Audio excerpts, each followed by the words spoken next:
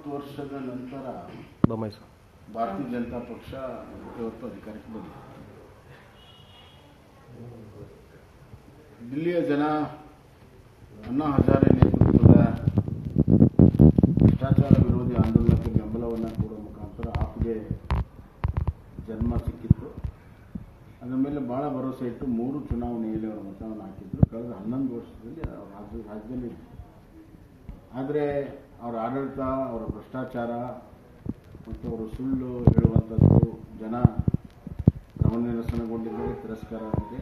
ಇನ್ನೊಂದು ಕಡೆ ಇಡೀ ಭಾರತ ದೇಶದಲ್ಲಿ ನರೇಂದ್ರ ಮೋದಿ ಅವರ ಒಂದು ಆಡಳಿತ, ಅವ್ರು ಕೊಟ್ಟಿರುವಂಥ ಕಾರ್ಯಕ್ರಮ, ಬಡತನ ರೇಖೆಯಿಂದ ಮೇಲೆತ್ತಿರುವಂಥದ್ದು ಹಲವಾರು ಕಾರ್ಯಕ್ರಮಗಳು ದಿಲ್ಲಿಯಲ್ಲಿ ಅನುಷ್ಠಾನ ಆಗಬೇಕಾಗಿದ್ದನ್ನು ಕೇಜ್ರಿವಾಲ್ ಮಾಡದೇ ಇರುವಂಥದ್ದು, ಮೋದಿ ಅವರ ಆಡಳಿತ, ಅವರ ಕಾರ್ಯಕ್ರಮಕ್ಕೆ ಜನ ಇವತ್ತು ಸಕಾರಾತ್ಮಕವಾಗಿ ಮುದ್ರೆಯನ್ನು ಒತ್ತಿದ್ದಾರೆ. ಭಾರತೀಯ ಜನತಾ ಪಕ್ಷಕ್ಕೆ ಸ್ಪಷ್ಟವಾದಂಥ ಬಹುಮತವನ್ನು ಕೊಟ್ಟಿದ್ದಾರೆ. ಆ ಆಂದೋಲನದ ಮುಖಾಂತರ ಬಹಳ ದೊಡ್ಡ ನಿರೀಕ್ಷೆಯನ್ನು ಇಡೀ ದೇಶದಲ್ಲಿ ಮೂಡಿಸಿತ್ತು, ವಿಶೇಷವಾಗಿ ದಿಲ್ಲಿಯಲ್ಲಿ. ಆದರೆ ಪ್ರತಿಯೊಂದರಲ್ಲೂ ಕೂಡ ಸುಳ್ಳು ಹೇಳುವಂಥದ್ದು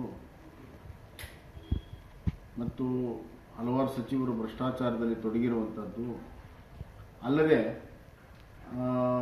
ಯಾವುದಾದ್ರೂ ಕೆಲಸ ಆಗಲಿಲ್ಲ ಅಂದರೆ ಅದಕ್ಕೆ ಇನ್ನೊಬ್ಬರನ್ನ ದೂಷಿಸುವಂಥದ್ದು ಅವರ ಒಂದು ನಿರಂತರವಾಗಿರುವಂಥ ಅವರ ನಿಲುವಿಗೆ ಮತ್ತು ಅವರ ದುರಾಡಳಿತಕ್ಕೆ ಜನ ಬೇಸತ್ತಿದ್ದಾರೆ.